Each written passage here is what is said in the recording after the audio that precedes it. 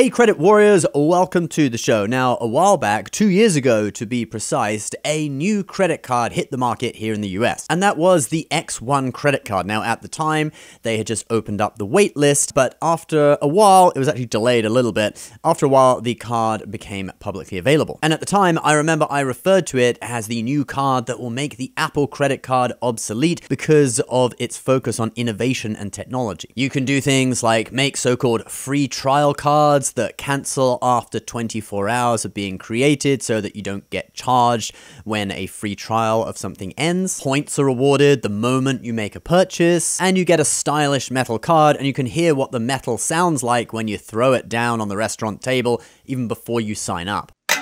Just in case that's an important factor for you in choosing your credit card. Oh no, I don't like the sound. It won't sound right when I'm trying to impress all my friends at the restaurant. Anyway, the X1 credit card seems to have been a success. I know that many people like it because if you jump through some hoops, you can actually earn 3 points per dollar on all your spending. Basically, whenever you spend $1,000 or more in any given month, you can earn 3 points per dollar on the next $6,500 in spending that month. Points are worth 1 cent per point, so this is basically providing the same value as a 3% cashback card, and thus blowing cards such as the Citi Double Cash out of the water if you're on Team Cashback. But now X1 has come out with a new credit card, the X1 Plus. This is their travel card. It's available in silver, gold, and pink, and they followed Apple's example by having the option of not showing card numbers on the card itself. Your card numbers will be accessible in the app. Now, one of the key benefits of the X1 Plus travel card is lounge access. And there are two ways that you can get into airport lounges with this card. One is that if your flight is delayed more than 1 hour, you will receive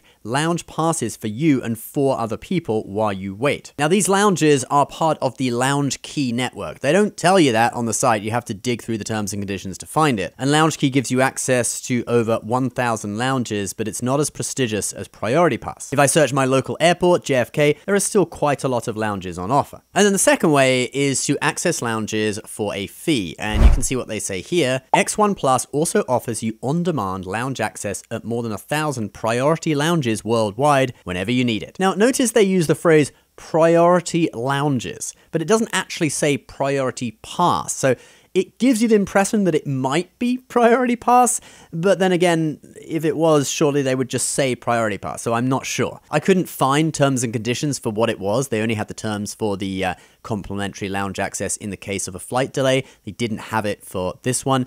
But if it is Priority Pass, then with a fee, normally it's $32 each time you go into the lounge. If it's Lounge Key, it'll probably be something similar. And both are owned by the same company, by the way, Collinson Group. Now, what do I think about this lounge access? Well, I'll tell you that in just a moment, right after we talk about today's sponsor, which is Max Rewards. If you have a lot of credit cards that you want to keep information on in one place, Max Rewards is the app for you. It pools your data from all your cards, so things such as transactions, balances, points and miles balances, and cashback balances, all in one place, even if your cards are from different issuers. The premium version of Max Rewards Gold, is especially useful if you have American Express cards because it activates all of your Amex offers for you, adding them to your card. And when you add all of the available offers to your card, new kind of phantom offers appear that you never knew existed. Like this one I got from the In-Kind restaurant website, where you get $50 back when you buy a $50 gift card. And you can get a free month of Max Rewards Gold with my link below,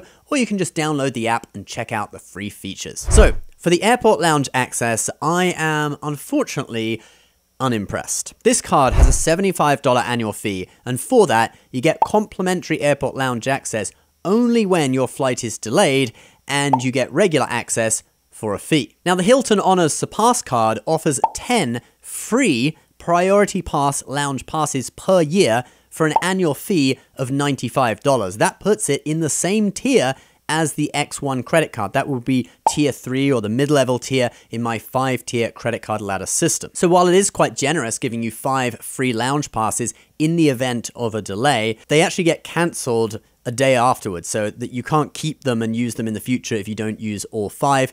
And how often is a flight delayed by an hour or more anyway? Personally, it's happened to me once in the past, say, 5 years of traveling. Now, I know what you're going to say. If you travel more, if you travel once a month or something, it is going to happen more, okay, just statistically, because you're going on more flights, it's more chance that one will be delayed. However, in that situation, for someone who travels a lot, it's going to make more sense to go for a card such as the Amex Hilton Honors Surpass card that gives you 10 free Priority Pass Lounge passes, or even a card that gives you unlimited Priority Pass Lounge access, such as the Capital One Venture X. The annual fee on that card is $400, but then there is a $300 travel credit, so potentially you're getting $300 back anyway, putting the effective annual fee at $100, only $25 more than the X1 Plus credit card. And it even has X in the name. Yeah, I don't know why that's important. So I really wouldn't agree with them when they say on their website that they've made lounge access, quote, wildly affordable. I would actually say that this credit card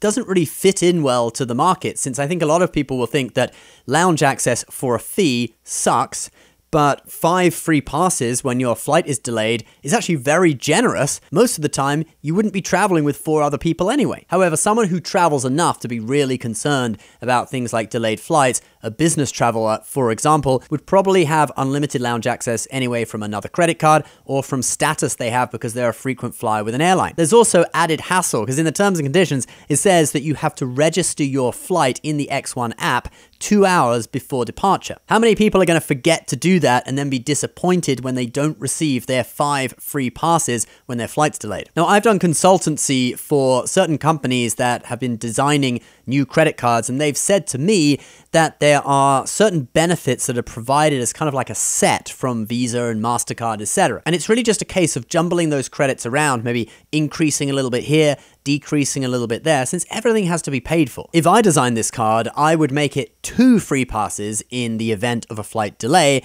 and perhaps make it 5 or even 10 complimentary lounge passes per year instead of paid visits. I might also raise the annual fee to $95. Because if you're traveling as a couple and your flight is delayed, with 2 complimentary passes, you'd both get in. If you had maybe 1 or 2 kids with you and you wanted to get into a lounge in the case of a delay, you could perhaps use 1 of your complimentary or 2 of your complimentary passes to top that up. And you would still have up to 5 or maybe even 10, if it was 10, complimentary passes per year when you're just traveling normally without delays. That makes way more sense to me in the case of the occasional traveler, because I think that flights aren't actually that often delayed more than an hour. And even if a flight is delayed, there might actually not be a lounge key lounge in the terminal that you are stuck in. So in those cases, you wouldn't actually ever get any lounge benefit from the card. All right, rant over. Let's now look at some of the other benefits of this card. You earn 2 points per dollar on everything, 3 points per dollar if you spend over $1,000 per month, like we said. And then there are some bonuses if you recruit people to sign up for the card. And then you also earn 4 points per dollar on select brands, including 16 travel brands. And this is an increase from just 12 travel brands on the regular X1 card. So you get JSX, Lyft, and some other hotel brands like the Four Seasons and the Westin. You also get airlines like American Airlines that you get on both the X1 Plus and the regular X1. So this could be good if you are loyal to any of these brands, but then on the other hand, you might be able to do better by just getting an American Airlines credit card, for example, if you are loyal to American. It costs $95 per year, and it'll get you free checked bags, priority boarding, and you'll be able to earn American Airlines miles on your spending, and miles are typically worth more than 1 cent per point. I think the only way this card could be a game changer is if they add transfer partners like the Bilt credit card has. So if you could actually transfer the points to American Airlines where they become American Airlines miles and they take on a higher value, especially if you're booking business class, that would be really great. One area though where the card does look reasonably strong is in the insurances and travel protections. They've added trip cancellation, luggage delay, and lost luggage insurance with pretty good reimbursement rates. There's also cell phone protection up to $750 per claim and primary car rental protection. So on the benefits side, the insurances and things, it's actually pretty strong, and it's an improvement over the original X1 card. But my problem with this card is I just struggle to see where it fits into the market. Like seriously, who is it for? And why is it $75? You know, most cards in this tier are $95. Do people care about $20 per year? You know, I would prefer to pay the extra $20 and get the 10 free Priority Pass lounge visits from the American Express Hilton Honors Surpass card, and then I could just get the regular X1 credit card with no annual fee that gives me a lot of the features of the X1 Plus card anyway. So that's my take, guys. I struggle to see who this card is for. If you have an idea of who this card would be aimed at, do leave a comment in the comments section below. I'd love to hear your opinion. Also, don't forget you can get a free month of Max Rewards Gold with my link below. Please subscribe to the channel if you're new. We'll see you next time. Bye-bye.